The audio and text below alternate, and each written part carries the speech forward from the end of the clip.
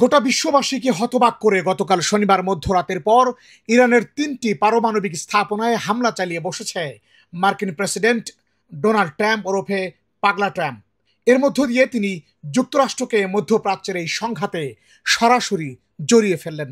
ট্রাম্পের পদক্ষেপে মধ্যপ্রাচ্য জুড়ে সংঘাত আরো বিপজ্জনক রূপে ঝুঁকি বাড়িয়েছে। বিশ্ব নেতা ও কূটনীতিকদের কেউ কেউ এর নিন্দা জানিয়েছেন, অন্যরা উত্তেজনা প্রশমনের আহ্বান জানিয়েছেন। চলুন দেখে আসি কে কি বলছে এই হামলা নিয়ে। সামাজিক যোগাযোগ মাধ্যমে এক পোস্টে জাতিসংঘ মহাসচিব অ্যান্তোনিও গুতেরেস বলছেন তিনি গভীরভাবে উদ্বিগ্ন।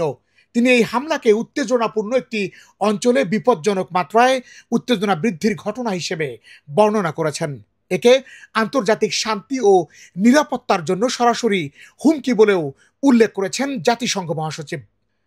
অ্যান্তোনিও গুতেরেস সতর্ক করে বলেন, এই সংঘাত দ্রুত নিয়ন্ত্রণের বাইরে চলে যাওয়ার ঝুঁকি বাড়ছে, যা বেসামরিক মানুষ, এতদ অঞ্চল ও সারা বিশ্বের জন্যই ভয়াবহ পরিণতি ডেকে আনতে পারে। অবশ্য যুক্তরাজ্য বলছে ইরানকে কখনোই পারমাণবিক অস্ত্র অর্জন করতে দেয়া যাবে না। যুক্তরাষ্ট্রের সাথে সুর মিলিয়ে সেই হুমকি কমাতে পদক্ষেপ নিয়েছে যুক্তরাষ্ট্রও বলছেন যুক্তরাজ্য। তিনি ইরানকে আলোচনার টেবিলে ফেরার এবং সংকটের একটি কূটনৈতিক সমাধানে পৌঁছার আহ্বান জানান। অস্ট্রেলিয়া সরকারের পক্ষ থেকে এক বিবৃতিতে বলা হয়, আমরা পরিষ্কারভাবে বলেছি ইরানের পারমাণবিক ও ব্যালিস্টিক ক্ষেপণাস্ত্র কর্মসূচি আন্তর্জাতিক শান্তি ও নিরাপত্তার জন্য একটি হুমকি। তার মানে ইরানের বিপক্ষেই রয়েছে অস্ট্রেলিয়ার অবস্থান। নিউজিল্যান্ডের পররাষ্ট্রমন্ত্রী উইনস্টন পিটার্স কূটনৈতিক প্রক্রিয়ার সংকটের সমাধানের আহ্বান জানিয়েছেন। তিনি এক বিবৃতিতে বলেন, মধ্যপ্রাচ্যে চলমান সামরিক কর্মকাণ্ড অত্যন্ত উদ্বেগজনক।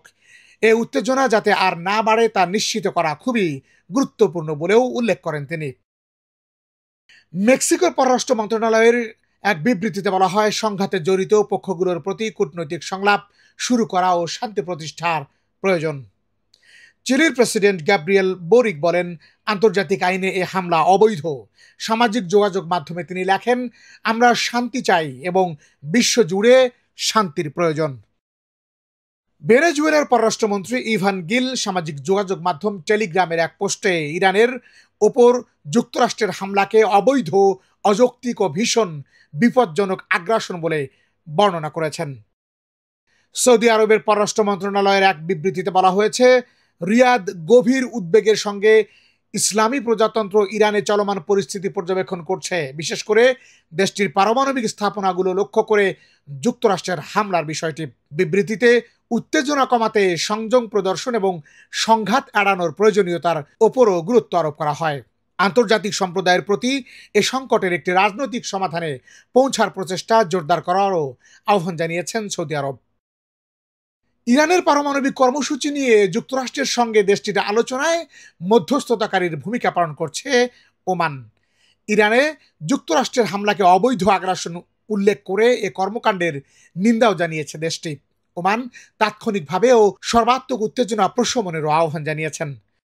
ওমানের পররাষ্ট্র মন্ত্রণালয়ের একজন মুখপাত্র বলেন, দেশটি এ ঘটনায় গভীর উদ্বেগ প্রকাশ করছে এবং সতর্ক করে বলছে, যুক্তরাষ্ট্রের পদক্ষেপ সংঘাত আরও বাড়িয়ে দিতে পারে। এটি আন্তর্জাতিক আইন ও জাতিসংঘ সনদের স্পষ্ট লঙ্ঘন। যুক্তরাষ্ট্রের হামলার পর এ অঞ্চলে যে বিপজ্জনক উত্তেজনার সৃষ্টি হয়েছে তা আঞ্চলিক ও আন্তর্জাতিক পর্যায়ে ভয়াবহ পরিণতি ডেকে আনতে পারে বলে সতর্ক করে দিয়েছে কাতার। এদিকে ইরাক প্রতিবেশী ইরানের পারমাণবিক স্থাপনায় হামলার বিষয়ে গভীর উদ্বেগ প্রকাশ করে এ পদক্ষেপের নিন্দা জানিয়েছে। এ হামলায় যে সামরিক উত্তেজনা বৃদ্ধি পেয়েছে তা আঞ্চলিক শান্তি ও নিরাপত্তার জন্য গুরুতর হুমকি সৃষ্টি করেছে বলেও উল্লেখ করেছে দেশটি। বিপ্লব পরবর্তী ইরানের রাজধানী তেহরানে মার্কিন দূতাবাসে আটক ব্যক্তিদের মুক্ত করতে সামরিক অভিযান পরিচালনা করেছিল যুক্তরাষ্ট্র। সেদিন সেই অভিযান ব্যর্থ হয়েছিল। সেটি ছিল 1980 সালের 24 এপ্রিল। বর্তমান 2025 সালের জুন মাস। মাঝখানে কেটে গেছে প্রায় 45টি বছর। এখন প্রেক্ষাপট ভিন্ন। দীর্ঘ 45 বছর পর ইরানে মার্কিন সামরিক অভিযান দেখল বিশ্ববাসী। এবার উদ্দেশ্য ইরানের পরমাণু কর্মসূচি ধ্বংস করা। মূলত ইরানে ইসরায়েলি হামলার পর যখন জানা গেল উপসাগরীয় দেশটির পরমাণু কর্মসূচি ধ্বংস করতে প্রয়োজন যুক্তরাষ্ট্রের, ঠিক তখনই চলমান ইরান ইসরায়েল যুদ্ধে যোগ দেয় বিশ্বের শক্তিধর দেশ যুক্তরাষ্ট্র। বিশেষজ্ঞদের মতে গত ১৩ জুন ইসরায়েল ইরানের কয়েক ডজন পারমাণবিক ও সামরিক লক্ষ্যবস্তুতে আকস্মিক হামলা চালানোর পর থেকে ইরান দুর্বল হয়ে পড়ে। তবে ইরান এখনও যথেষ্ট পাল্টা জবাব দেওয়ার ক্ষমতা রাখে। এর আগে ইরানের কর্মকর্তারা যুক্তরাষ্ট্রকে এই সংঘাতে না জানানোর বিষয়ে সতর্ক করে বলেছিলেন যে এতে অপূরণীয় ক্ষতি হবে, এই অঞ্চলে সর্বাত্মক যুদ্ধের ঝুঁকি তৈরি হবে। এখন ইরানের আসলে কি করা উচিত? এতে ইরান কি আরো হামলা বাড়াবে নাকি আলোচনার পথে ফিরবে? তবে এখনই যুক্তরাষ্ট্রের সাথে সমঝোতার আলোচনায় বসলে ইরানকে দুর্বলভাবে দেখতে পারে গোটা বিশ্ব। ইরানের কাছে এখনও উল্লেখযোগ্য সংখ্যক ক্ষেপণাস্ত্র রয়েছে। মধ্যপ্রাচ্যে যুক্তরাষ্ট্রের প্রায় ২০টি ঘাঁটি তাদের লক্ষ্যবস্তুর তালিকায় রয়েছে। তারা ড্রোন ও টর্পেডো বোট ব্যবহার করে মার্কিন নৌবাহিনীর যুদ্ধজাহাজগুলো হামলা চালাতে পারে। এখনই হামলা নাকি জবাব পরে দেওয়া হবে?